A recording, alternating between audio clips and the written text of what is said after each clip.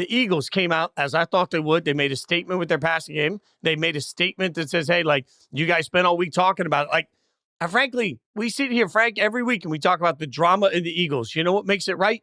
Sundays when they go out and win. As good as the Bills look today, they're not going to be my number one team.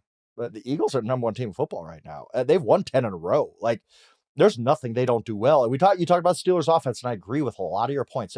They couldn't run the ball today. They couldn't pass the ball today. Like, their leading rusher had 14 yards today. Russell Wilson had 128 yards passing. Like, this was absolute shutdown. But that's the way the Eagles defense has been playing for weeks now. Like, this Eagles defense is really good. And look, the Steelers offense without George Pickens just is so limited that they're going to have problems. But Eagles are excellent on the defensive side. We all know Saquon is just having a marvelous historic season.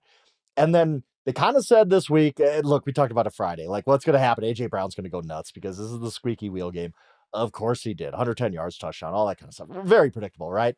But I think it was almost the Eagles saying, like, we're going against one of the best defenses in football. You want to question our passing game? Fine. Jalen Hurts, 290 yards, 2 touchdowns. Each of our wideouts goes for 100.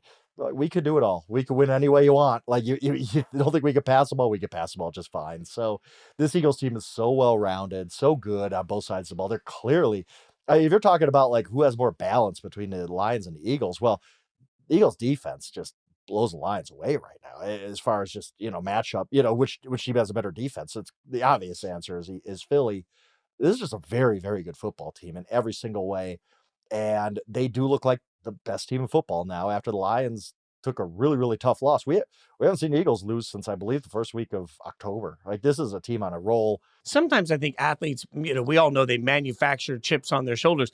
Sometimes it's just on your mind where it's like, man, we got to focus on this week. And you come out the next week for all of the talk about drama and what's it mean. Well, sometimes maybe it's the kick in the ass that everybody needs to really get it in gear behind the scenes, because this offense was in gear. The timing was so immaculate for their passing game. I just watched this and thought, yep, whatever the message was A.J. Brown was trying to send, instead of yelling about a receiver sending that message, maybe we should be praising him for doing it the way he did, because it woke that passing game